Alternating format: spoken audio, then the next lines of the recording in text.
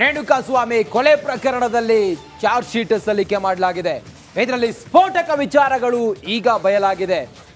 ರೇಣುಕಾಸ್ವಾಮಿಯನ್ನ ಕೊಲೆ ಮಾಡೋದಕ್ಕೆ killing star ಕೊಟ್ಟಂತಹ ಕಟ್ಟಪ್ಪಣೆಯೇ ರೇಣುಕಾಸ್ವಾಮಿ ಕೊಲೆ ಆಗೋದಕ್ಕೆ ಕಾರಣ ಅಂತೇಳಿ ಹೇಳಲಾಗ್ತಾ ಇದೆ. ಹಾಗಾದ್ರೆ ಈ ಚಾರ್ಜ್ ಶೀಟ್ನಲ್ಲಿ ರೇಣುಕಾಸ್ವಾಮಿಯನ್ನ ಕೊಲೆ ಮಾಡೋದಕ್ಕೆ ದರ್ಶನ್ ಕೊಟ್ಟಂತ ಕಟ್ಟಪ್ಪಣೆ ಏನು ಉಲ್ಲೇಖ ಆಗಿದೆ, ಇದೆಲ್ಲದರ ಇಂಟ್ರೆಸ್ಟಿಂಗ್ ವರದಿ ಇಲ್ಲಿದೆ ನೋಡಿ.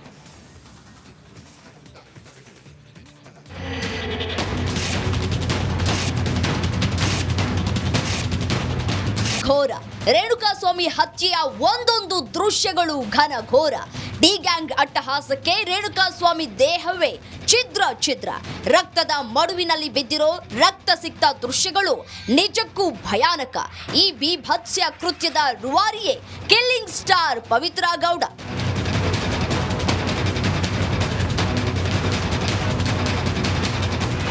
ನಿಜ, ಖಾಕಿ ತನಿಖೆಯಲ್ಲಿ ಅತಿ ಸ್ಫೋಟಕ ಸತ್ಯ ಹೊರಬಿದ್ದಿದೆ. ರೇಣುಕಾಸ್ವಾಮಿ ಹತ್ಯೆಗೆ ಪ್ರಚೋದನೆ ನೀಡಿದ್ದೇ ಪವಿತ್ರ ಗೌಡ ಅನ್ನೋದು ಬಯಲಾಗಿದೆ.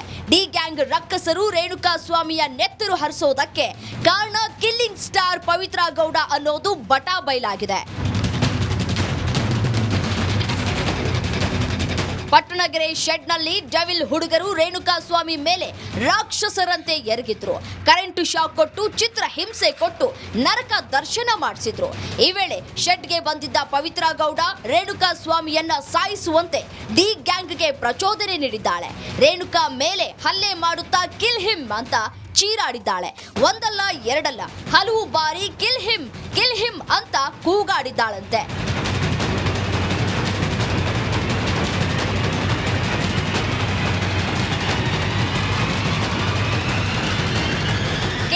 ಕಿಲ್ ಹಿಮ್ ಅಂತ ಕೂಗಾಡಿದ್ದಷ್ಟೇ ಅಲ್ಲ, ಬಳಿಕ ರೇಣುಕಾಸ್ವಾಮಿ ಮೇಲೆ ಪವಿತ್ರ ಗೌಡ ಚಪ್ಪಲಿಯಿಂದ ಹಲ್ಲೆ ಮಾಡಿದ್ಲು. ಈ ವೇಳೆ ರೇಣುಕಾಸ್ವಾಮಿ ಮರು ಮಾತಾಡಿದ್ದಕ್ಕೆ ರೊಚ್ಚಿಗೆದ್ದ ಪವಿತ್ರ ಕಿಲ್ ಹಿಮ್ ಅಂತ ಕಟ್ಟಪ್ಪಣೆ ಮಾಡಿದ್ಲು. ನಂತರ ಕೊಟ್ಟಿದ್ದು ಚಿತ್ರ ಹಿಂಸೆ, ಹರಿದಿದ್ದು ರೇಣುಕಾಸ್ವಾಮಿ ನೆತ್ತರು.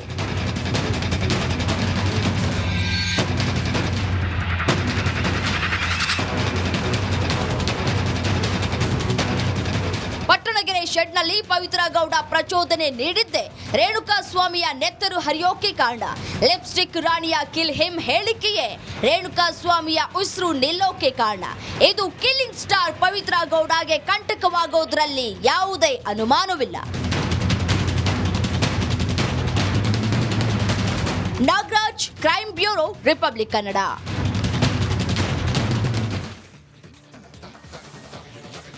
ರೇಣುಕಾಸ್ವಾಮಿ ಕೊಲೆ ಪ್ರಕರಣದ ಚಾರ್ಜ್ ಶೀಟ್ ಸಲ್ಲಿಕೆ ಆಗಿದೆ. ಚಾರ್ಜ್ ಶೀಟ್ನಲ್ಲಿ ಅಚ್ಚರಿಯ ಅಂಶಗಳು ಉಲ್ಲೇಖ ಆಗಿದೆ. ಆ ಮೂಲಕ ದರ್ಶನನ ಮತ್ತೊಂದು ಮುಖ ಕೂಡ ಬಯಲಾಗಿದೆ. ಅದಕ್ಕೆ ಸಂಬಂಧಪಟ್ಟಂತ ಒಂದು ಸ್ಪೆಷಲ್ ರಿಪೋರ್ಟ್ ಇದೆ, ನೋಡ್ಕೊಂಬನ್ನಿ.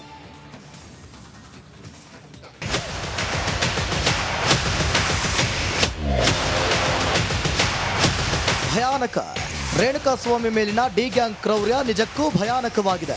ಖಾಕಿ ತನಿಖೆಯಲ್ಲಿ ತಗಡು ಗ್ಯಾಂಗ್ನ ಒಂದೊಂದೇ ತಗಡು ಆಟಗಳು ಹೊರಬೀಳ್ತಿವೆ. ಪಟ್ಟಣಗೆರೆ ಶೆಡ್ನಲ್ಲಿ ದರ್ಶನ್ನ ಪೈಶಾಚಿಕ ಕೃತ್ಯವೊಂದು ಬಟಾ ಬಯಲಾಗಿದೆ. ಪಟ್ಟಣಗೆರೆ ಶೆಡ್ನಲ್ಲಿ ಡಿ ಗ್ಯಾಂಗ್ ರಕ್ಕಸರು ಅಕ್ಷರಶಃ ಅಟ್ಟಹಾಸ ಮೆರೆದಿದ್ರು. ಚಿತ್ರಹಿಂಸೆ ಕೊಟ್ಟು ರೇಣುಕಾಸ್ವಾಮಿಗೆ ನರಕ ದರ್ಶನ ಮಾಡಿಸಿದ್ರು. ಕರೆಂಟ್ ಶಾಕ್ ಕೊಟ್ಟು ನೆತ್ತರು ಹರಿಸಿದ್ರು. ಆದ್ರೆ ಇಷ್ಟಕ್ಕೆ ಡಿ ಗ್ಯಾಂಗ್ ಕ್ರೌರ್ಯ ನಿಲ್ಲೋದಿಲ್ಲ. ತಗಡು ಗ್ಯಾಂಗ್ನ ತಗಡು ಆಟವನ್ನ ಕೇಳಿದ್ರೆ ನಿಜಕ್ಕೂ ನೀವು ಬೆಚ್ಚಿ ಬೀಳ್ತೀರಾ.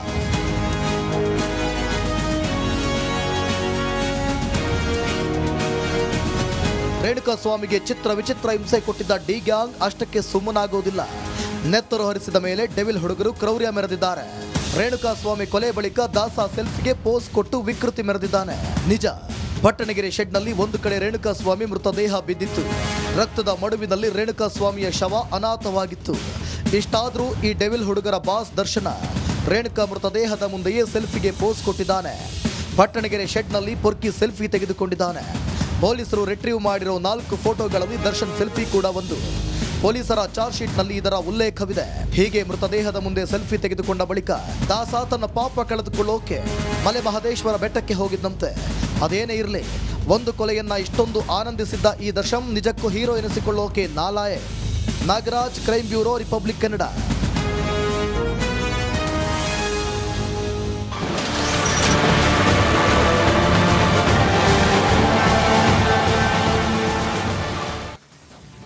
5 ನಿಮಿಷ ಮಾತಾಡಿದ್ರೆ ಜೈಲಿನ ಪ್ರಿಸನ್ ಸಿಸ್ಟಮ್ ಮೂಲಕ ಪತ್ನಿಗೆ ಕರೆ ಮಾಡಿರೋದು.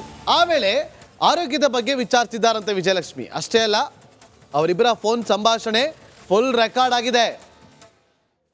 ಟೆಲಿಫೋನ್ ಏನಿದೆಯಲ್ಲ, ಜೈಲಿನ ಆ ಫೋನ್ ಮೂಲಕ ಪತ್ನಿಗೆ ಕರೆ ಮಾಡಿ ಇವತ್ತು ಚಾರ್ಜ್ ಶೀಟ್ ಸಲ್ಲಿಕೆ ಆಗಿದೆ. ಚಾರ್ಜ್ ಶೀಟಲ್ಲಿ ಏನೆಲ್ಲ ವಿಚಾರಗಳ ಅಂಶಗಳನ್ನು ಉಲ್ಲೇಖ ಮಾಡಲಾಗಿದೆ, ಎಲ್ಲ ವಿಚಾರವಾಗಿ ಕೂಡ ಚರ್ಚೆಯನ್ನು ಮಾಡಲಾಗಿದೆ. ಚರ್ಚೆಯನ್ನು ಮಾಡಿ ಅದಾದ ಬಳಿಕ ವಿಜಯಲಕ್ಷ್ಮಿಯವರು ಕೂಡ ದರ್ಶನ್ ಅವರ ಆರೋಗ್ಯದ ಬಗ್ಗೆ ವಿಚಾರಣೆ ನಡೆಸಿದ್ದಾರಂತೆ. ಪ್ರತಿಯೊಂದು ಕೂಡ ರೆಕಾರ್ಡ್ ಆಗ್ತಾ ಇದೆ, ಪ್ರತಿಯೊಂದು ಕೂಡ ದಾಖಲೆಗಳನ್ನು ಇಟ್ಕೊಳ್ತಿದ್ದಾರೆ. ಯಾಕಂದರೆ ಇವತ್ತು ಪರಪ್ಪನ ಅಗ್ರಹಾರ ಕೇಂದ್ರ ಕಾರಾಗೃಹದಲ್ಲಿ ಒಂದು ಫೋಟೋ, ಒಂದು ವಿಡಿಯೋ ಕಾಲ್ 9 ಜನರ ತಲೆದಂಡಕ್ಕೆ ಕಾರಣವಾಗಿತ್ತು. ಇಂಥದ್ದೇ ಘಟನೆಗಳು ಅಲ್ಲಿ ಮರುಕಳಿಸಬಾರ್ದು ಅಂತ ಹೇಳಿ ಅಲ್ಲಿ ಪ್ರತಿಯೊಂದನ್ನು ಕೂಡ ರೆಕಾರ್ಡ್ ಮಾಡಿಕೊಳ್ಳಲಾಗ್ತಾ ಇದೆ. ಆ ರೆಕಾರ್ಡನ್ನು ಡಾಕ್ಯುಮೆಂಟ್ ಆಗಿ ಇಟ್ಕೊಳ್ತಾರೆ. ನಾಳೆ ಏನಾದರೂ ಆರೋಪಗಳು ಕೇಳಿ ಬಂದಾಗ ನೋಡಿ ನಮ್ಮ ಹತ್ರ ರೆಕಾರ್ಡ್ಸ್ ಇದೆ ಅಂತೇಳಿ ತೋರಿಸೋದಕ್ಕೆ. ಮತ್ತಷ್ಟು ಮಾಹಿತಿಯನ್ನು ಕೊಡೋದಕ್ಕೆ ನಮ್ಮ ಬಳ್ಳಾರಿ ಪ್ರತಿನಿಧಿ ರೇಣುಕಾರಾಧ್ಯ ಅಲ್ಲಿನ ಜೈಲಿನ ಹೊರಭಾಗದಿಂದಲೇ ಲೈವ್ನಲ್ಲಿ ಜಾಯ್ನ್ ಆಗಿದ್ದಾರೆ. ರೇಣುಕಾರಾಧ್ಯ, 5 ನಿಮಿಷ ಸಂಭಾಷಣೆ ಮಾಡೋದಕ್ಕೆ ಅವಕಾಶ ಸಿಕ್ಕಿದೆ. ಏನು ಇನ್ಫಾರ್ಮೇಶನ್ ತಗೊಂಡಿರ್ಬೋದು, ಜೊತೆಗೆ ವಿಜಯಲಕ್ಷ್ಮಿ ಅವರು ಏನು ಮಾತಾಡಿರ್ಬೋದು, ಏನಾದ್ರು ಮಾಹಿತಿ ಸಿಕ್ಕಿದೆಯಾ?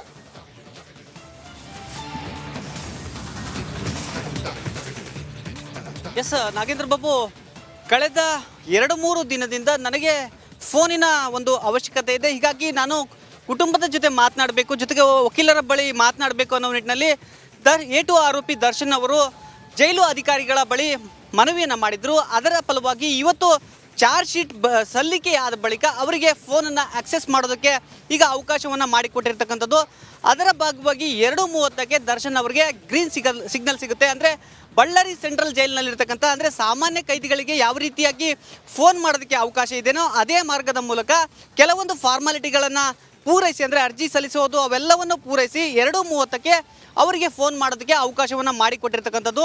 2:30ಕ್ಕೆ ಅಂದರೆ ಎಕ್ಸಾಕ್ಟಾಗಿ 2:30ಕ್ಕೆ ದರ್ಶನ್ ಅವರಿಗೆ ಫೋನ್ ಮಾಡೋದಕ್ಕೆ ಅವಕಾಶವನ್ನು ಮಾಡಿಕೊಟ್ಟಿದ್ದಾರೆ. ಅಂದರೆ 2:30ರಿಂದ 2:35ರವರೆಗೆ ದರ್ಶನ್ ಅವರು ಅವರ ಪತ್ನಿ ವಿಜಯಲಕ್ಷ್ಮಿ ಅವರ ಜೊತೆ ಮಾತನಾಡಿದ್ದಾರೆ ಅನ್ನುವ ಮಾಹಿತಿ ಬಳ್ಳಾರಿ ಸೆಂಟ್ರಲ್ ಜೈಲಿನ ಅಧಿಕಾರಿಗಳ ಮೂಲಕ ನಮಗೆ ಈಗ ತಿಳಿದು ಬಂದಿರತಕ್ಕಂಥದ್ದು. ಅಂದರೆ ಕೆಲವೊಂದು ವಿಚಾರಗಳನ್ನು, ಅಂದರೆ ಚಾರ್ಜ್ ಶೀಟ್ ಸಲ್ಲಿಕೆ ವಿಚಾರ, ಜೊತೆಗೆ ಆರೋಗ್ಯದ ವಿಚಾರದ ಬಗ್ಗೆ ದರ್ಶನ್ ಅವರು ಅವರ ಪತ್ನಿಯ ಜೊತೆ ಮಾತನಾಡಿದ್ದಾರೆ. ವಿಜಯಲಕ್ಷ್ಮಿ ಅವರು ಆರೋಗ್ಯದ ಬಗ್ಗೆ, ಅಂದರೆ ದರ್ಶನ್ ಅವರ ಆರೋಗ್ಯದ ಬಗ್ಗೆ ವಿಚಾರಣೆ ಮಾಡಿದರು. ಜೊತೆಗೆ ಚಾರ್ಜ್ ಶೀಟ್ನಲ್ಲಿರ್ತಕ್ಕಂಥ ಪ್ರಮುಖ ವಿಷಯಗಳನ್ನು ಅಷ್ಟೇ ಇಲ್ಲಿ ಮಾತನಾಡಿದ್ದಾರೆ. ನಾಳೆ ಸಂಪೂರ್ಣವಾಗಿ ವಿಜಯಲಕ್ಷ್ಮಿ ಅವರು ಬಳ್ಳಾರಿ ಸೆಂಟ್ರಲ್ ಜೈಲಿಗೆ ಬರೋ ಸಾಧ್ಯತೆ ಇದೆ. ಆ ಬಳಿಕ ಸಂಪೂರ್ಣವಾಗಿ ಮಾತನಾಡ್ತೀನಿ ಅಂತ ಇಲ್ಲಿ ಹೇಳಿದ್ದಾರೆ ಅನ್ನುವ ಮಾಹಿತಿ ನಮಗೆ ಈಗ ಲಭ್ಯವಾಗಿರ್ತಕ್ಕಂಥದ್ದು.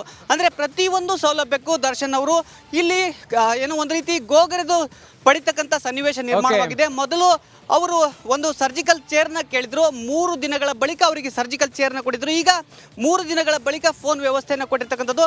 ಇದೀಗ ಕುತೂಹಲ ಘಟ್ಟದಲ್ಲಿ ಅವರಿದ್ದಾರೆ. ಅಂದರೆ ಏನಾಗಿದೆ ಚಾರ್ಜ್ ಶೀಟ್ನಲ್ಲಿ ಅನ್ನೋದನ್ನ ತಿಳ್ಕೊಬೇಕಾಗಿತ್ತು. ಈಗ ಅದನ್ನ ಪ್ರಮುಖ ಅಂಶಗಳನ್ನ ದರ್ಶನ್ ತಿಳಿದುಕೊಂಡಿದ್ದಾರೆ ಅನ್ನುವ ಮಾಹಿತಿ ಈಗ ನಮಗೆ ಲಭ್ಯವಾಗಿರ್ತಕ್ಕಂಥದ್ದು. Nagendra Babu. Okay, thank you Renukaradhya ನಿಮ್ಮೆಲ್ಲ ಮಾಹಿತಿಗಾಗಿ.